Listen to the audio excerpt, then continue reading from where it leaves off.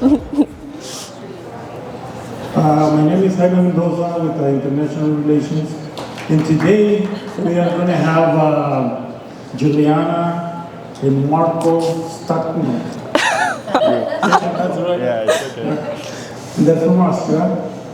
And we were going to have Germany because Juliana is also from Germany, but we decided to do just Austria, and then we're going to do Germany later. So right now we have about 65 international students from 24 countries. So thank you guys for doing this. And Juliana is a sophomore and Marco is a freshman. And you play soccer? Soccer and soccer. So here we go. Okay, hi guys. Today we're going to talk about Austria. And Marco is going to start with the overview. Okay. Austria is in the center of Europe. They're bordered by 8 countries. There's like Germany, Switzerland, Liechtenstein is like very small. You can see it on the graphic. Italy, Slovakia, and Hungary, Czech Republic, and I forget one, and Slovenia. So they're like living around 9 million people in Austria, and the total area is like 83,000 square kilometers, and the capital city is Vienna, who live like 2 million people in there. And Vienna was founded 500 before Christi. Now I'm going to talk about the Alps. So the Alps are a major mountain range in Europe, and they extend across 8 countries: Austria, Germany, Italy, Switzerland, France, Slovenia, Monaco, and Liechtenstein. And the Alps cover 62% of Austria's total area. So it's a big part. Now I'm going to talk about the key peaks in the Austrian Alps. The Großglockner is the highest one. It's like nearly 3,008 meters tall, high. And you can do like activities on there, like just climbing on it. It's very famous in Austria. And the Wildspitze, it's based in Tyrol, which is in the western of Austria, and Hohe Dachstein and Zugspitze. They're also located in the middle of Austria and also in the western. And then there are a lot of activities you can do in the mountains. Some activities are, for example, hiking. There are over 40,000 kilometers of marked trails, and you can go climbing, as he said, and also paragliding. That's like you fly like that, basically. Or you go mountain biking, and then winter activities are like snowboarding, skiing, or ice climbing and cross-country skiing. Now I'm going to talk about typical alpine food in Austria, which are always eaten in the mountains.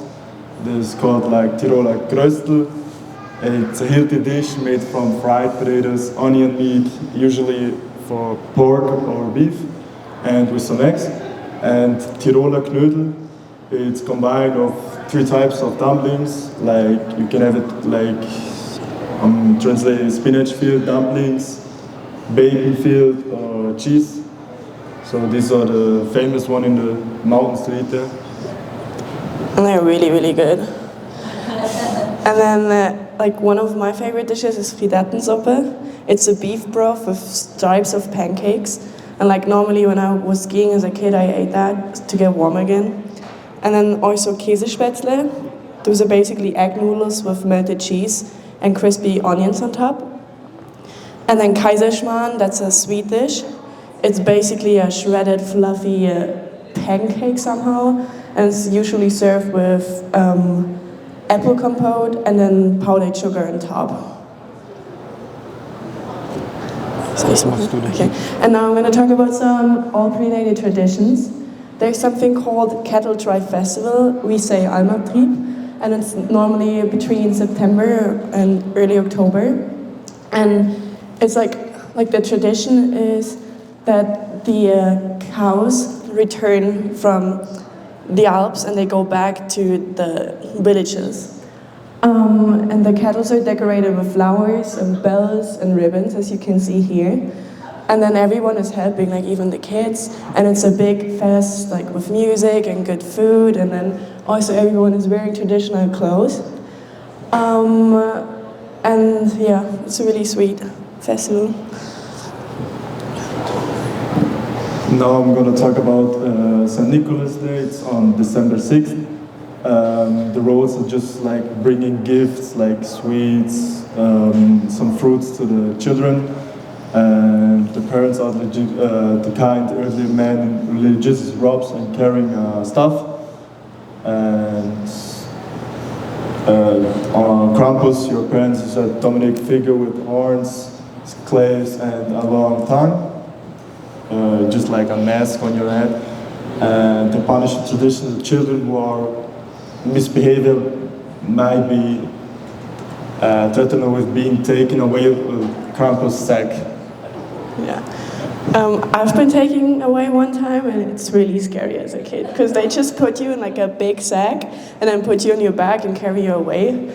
But they brought me back, so I'm fine. And then, as I said before, we have traditional clothes. And then the girls or the women are wearing dindles. It looks like that. And then, like, you can see actually the marital status on the dress.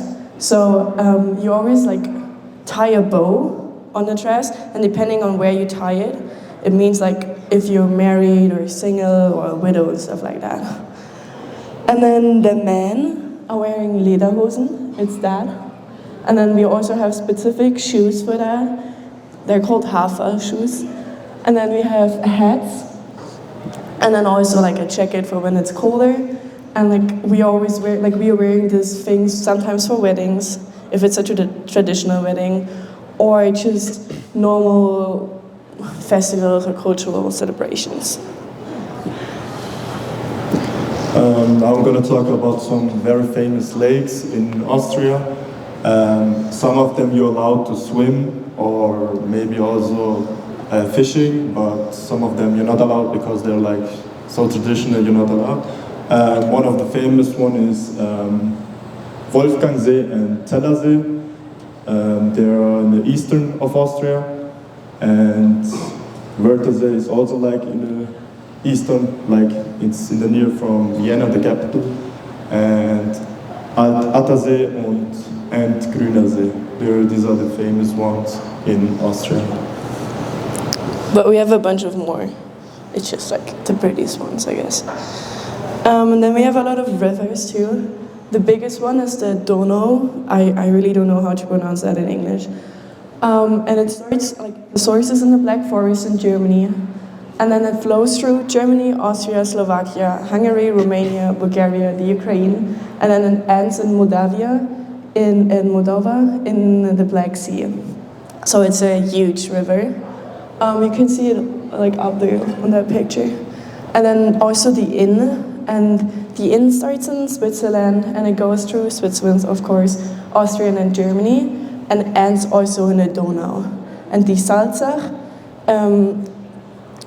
sources in Austria too, and it flows through Austria and Germany and then also connects to the Donau. So all of the rivers connect to the Donau in the end.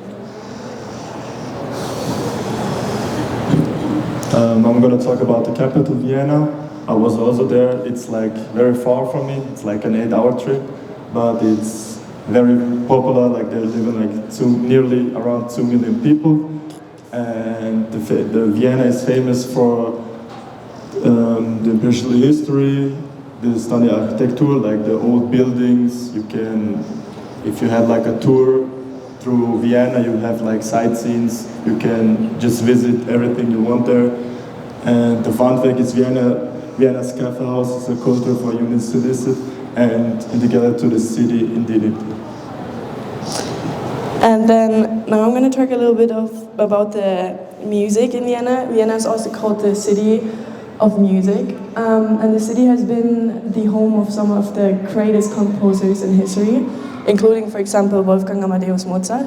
I think you all heard about him. He was born in Salzburg, but spent most of his life in Vienna, I would say, and he composed over 600 works. And then one of the most famous one was the Magic Flute and Don Giovanni.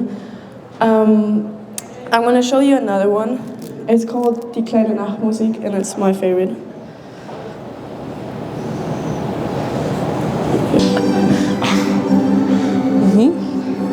Du lässt es jetzt nicht so 5 Minuten durch. That's just for a special occasion. Darf ich so pausieren? Ja, ich glaube, das reicht.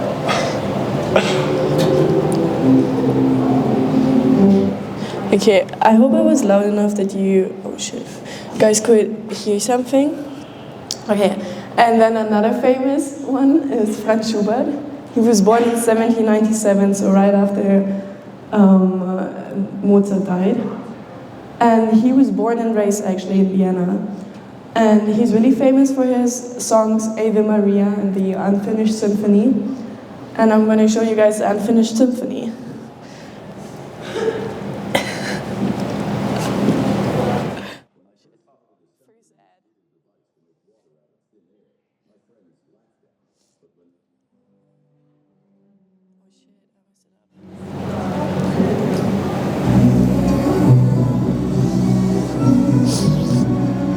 Die nächsten 2 auch noch machen, oder? Kann ich. Dann mache ich den nächsten.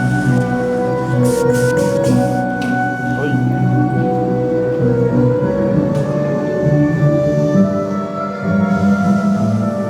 Wo hast du mich reingebracht? Hä, ich liebe klassische Musik.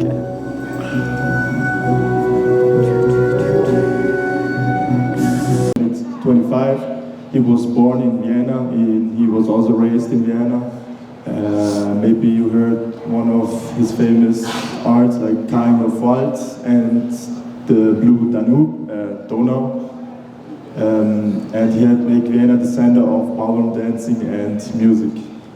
Ich höre jetzt nicht das Lied. Machen wir den nächsten. The last famous person was Joseph Haydn, who was born in 732, born in Rohrau, and he spent much of his life in Vienna too. And he also known as the father of the symphony and a mentor to Mozart and Beethoven. And his work laid the foundation for modern symphonic music. And then some of the famous dances are the Walzer. No. It's the Walzer is the most famous dance in Austria, especially the Viennese waltz. And it's known for its like turns and that 3/40 time music. I don't know how to say that. 3/4 time music. And I have a video for that too. That's actually from the Vienna Ball. Lass das durchlaufen. Huh? Lass du das durchlaufen schon wieder? Lass es durchlaufen. Soll ich durchlaufen? Ja, jetzt. Ja. Mir wird schwindelig, wenn ich das so anschaue. Mir wird schwindelig, wenn ich das so anschaue.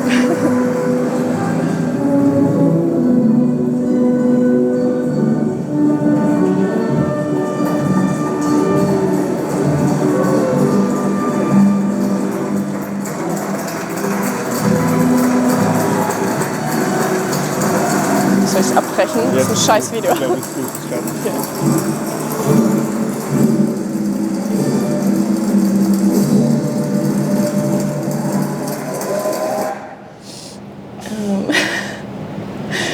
And then I would say the second most famous one is the Schuhblättler, and that's a traditional Alpine dance.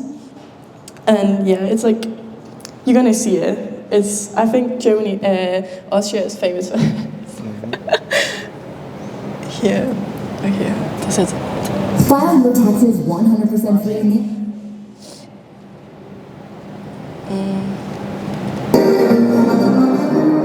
Das ist jetzt aus Bayern. Das ist aus Bayern, aber.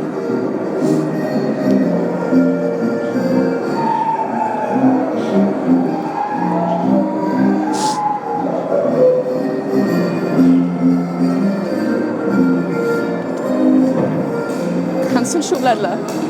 Ich kann es nicht, aber ich kann. Schau ich so aus? Ich kann es nur, wenn ich betrunken bin. Vielleicht nicht dann auch.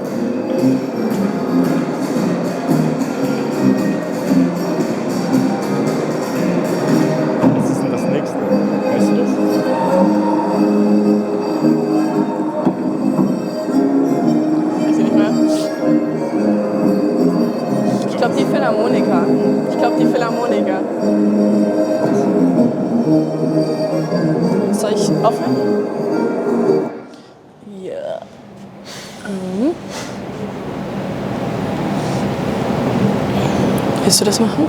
Ja, mach du das. Okay. And then one of the most famous orchestras in the world is the Vienna Philharmonic Orchestra.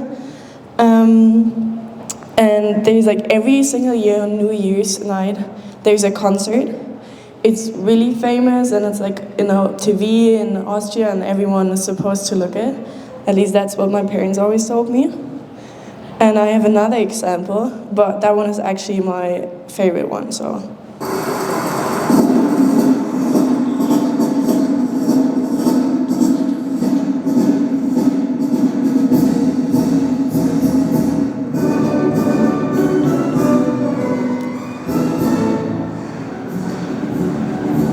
Das ist so witzig, wenn die gleich alle anfangen zu klatschen.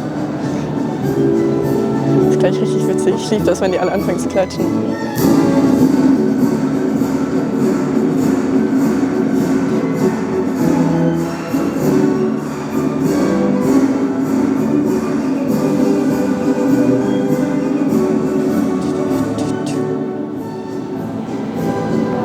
Der Typ ist so witzig.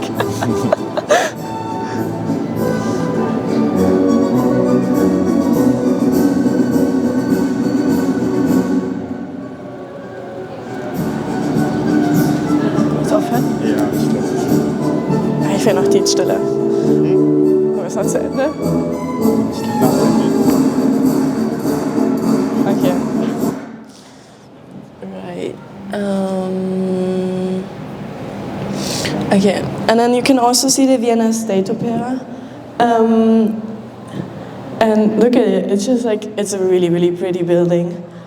Yeah. And a fun fact is the Vienna Philharmonica was founded in 1842 and is considered as one of the best orchestras in the world. Also famous building is Schloss Schönbrunn. It's on the bottom of the left. It's really, really big, so there's like 1,400 rooms in there, and it's very famous, so there are many tourists just making pictures of it. You just can walk through it. And there's like a very beautiful garden in front of the backside. And the Hofburg Palace too, the former separation resistance, now housing the Austrian president in the several museums.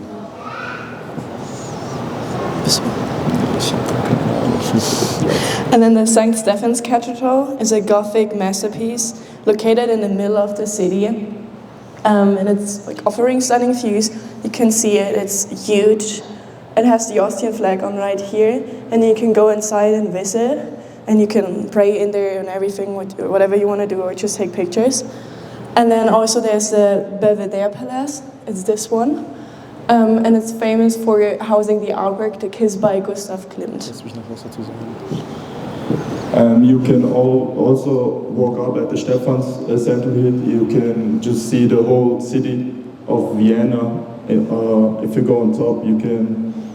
Yeah, it's very beautiful out there, but it's a tough walk. So it took like 5 to 10 minutes to go on the top of the Stephans Platz. Yeah. And then there's the. Warte, das ist doch da dran. And then is the Vienna City Hall. And the Rathausplatz is standing neo-Gothic in building, often used for events like the Vienna Ice World, ice skating, or Christmas market. And the St. Charles Church, one of the most stunning in Europe. Baroque. Known for its down or two columns inspired by Trajan's column, I think it's it.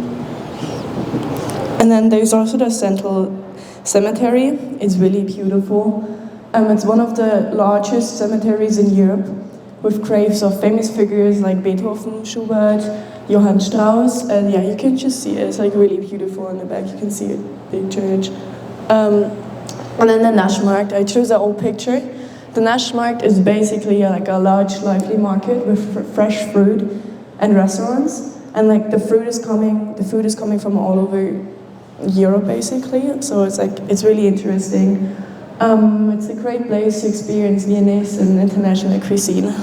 It's really yummy.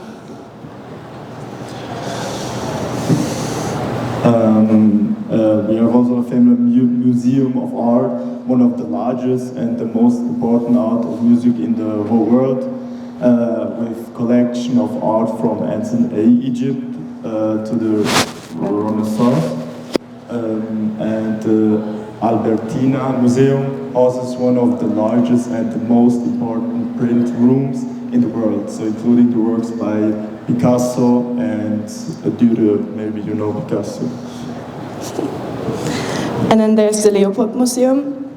It's a museum dedicated to Austrian art, showcasing works by Egon Schiele and other expressionists.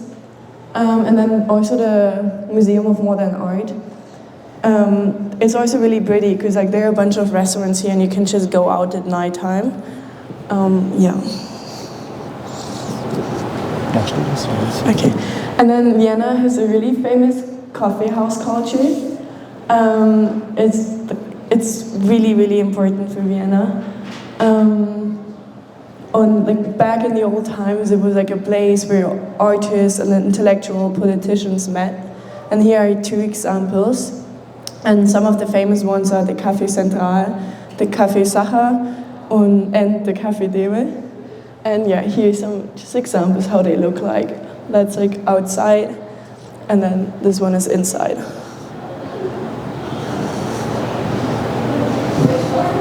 Now I'm going to talk about some parks and some green spaces who are very famous in Austria.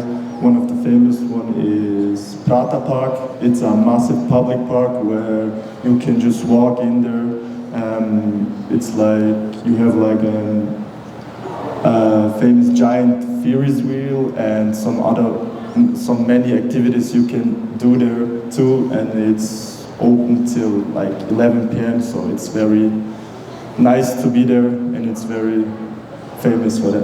And the next one is Stadtpark, known for the golden Johannes Strauss monument and beautiful walking paths. One of the famous one is also like Volksgarten. It's a rose garden near the house by Palace, perfected for like some stroll. And Wiener Wald is the largest forest area in the western and in the southwest of Vienna. Okay.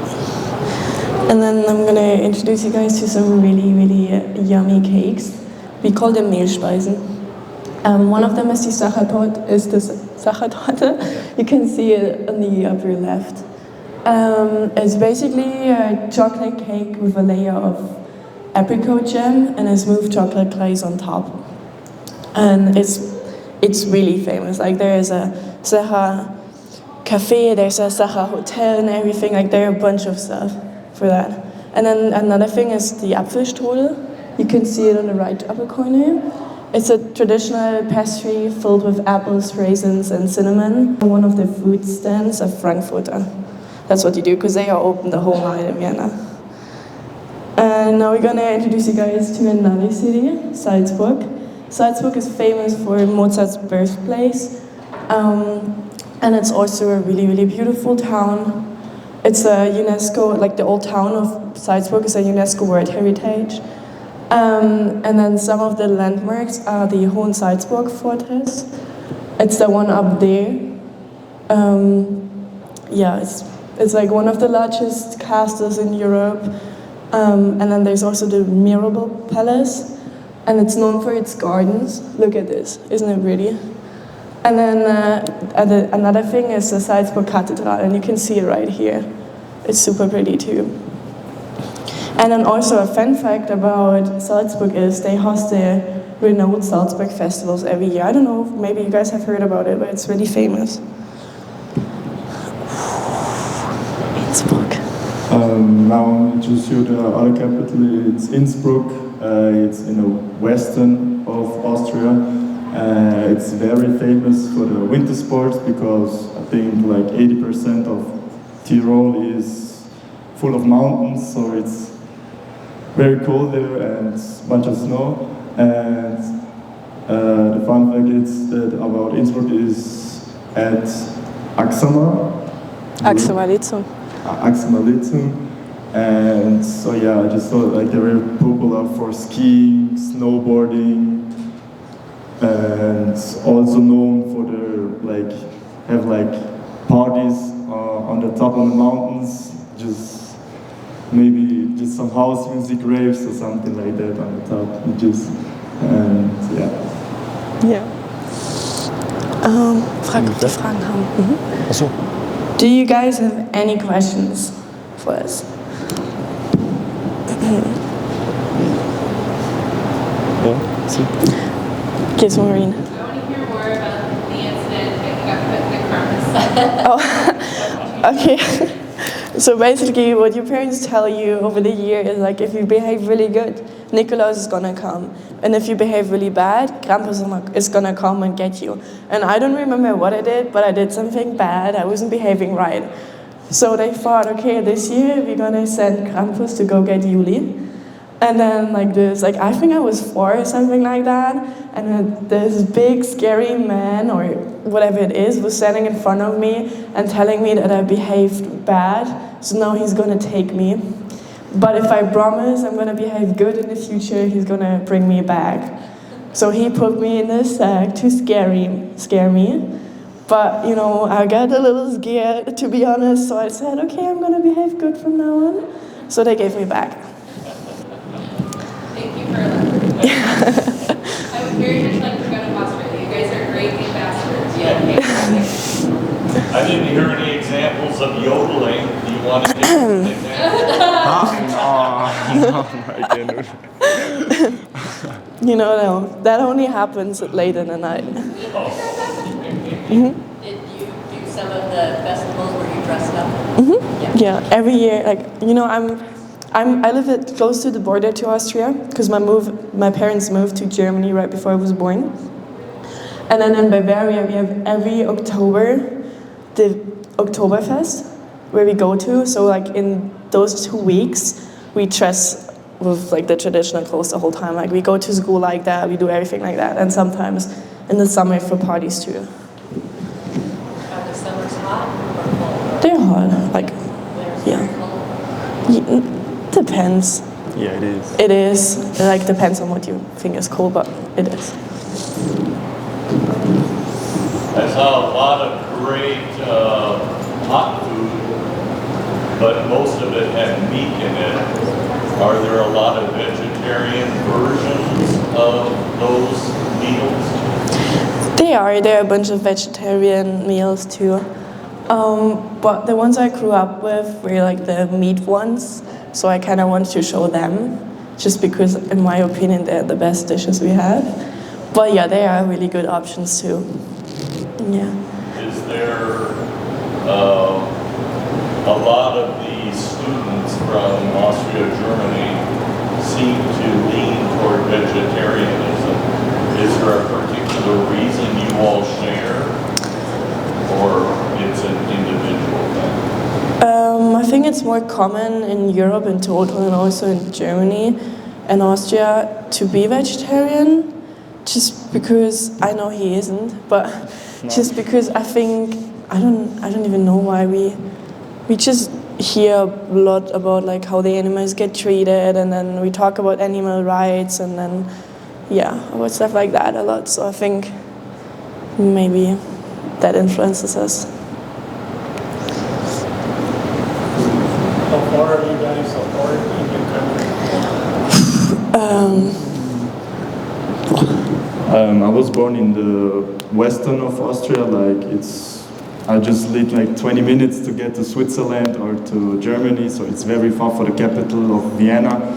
I was in Vienna a few times, but it is a trip 8 hours for me with a train. So, and I was born in a small city. We call it a Bundesstate, and so they're just in the capital of the Bundesstate. It's only 40,000 people, and so it's kind of small and boring there. But if you go to Vienna, it's very special for me too, and you can see some very nice and new stuff too there, so it's very fun. Well, I can show you on the card. So I basically live right here, and then Vienna is over there, and if you live like kind of here. So he has like, actually a longer way to Vienna than I have. For me, it's I think only 4 hours to go to Vienna, and then probably like just a little like 3 hours to get to you. I don't know, but yeah. Austria is a really small country, like extremely small, but really pretty. There is a lot of culture. Yeah. Does everybody speak English in Austria? I think almost everyone learns it in school. So like, I think almost everyone can speak the basics. Yeah. Yeah. So what's the official language of Austria? What is it? The traditional language. It's German, and I mean, when you live in the Western, you have like a different dialect. So we speak like more like in Switzerland, like it's also Germany, it's also German, but like it's a crazy dialect, so no one can understand us. And if you go more to the eastern side, it's more like a normal German that everyone knows. So yeah. I think it is really different than German. Like we use a bunch of different words, and even like because like most of the Germans that you guys know are like from this area in Germany, and like I'm like right in the south, so like I speak a completely different dialect than they do, and then like in Austria, like it's just like my dialect kind of gets stronger, I guess, yeah.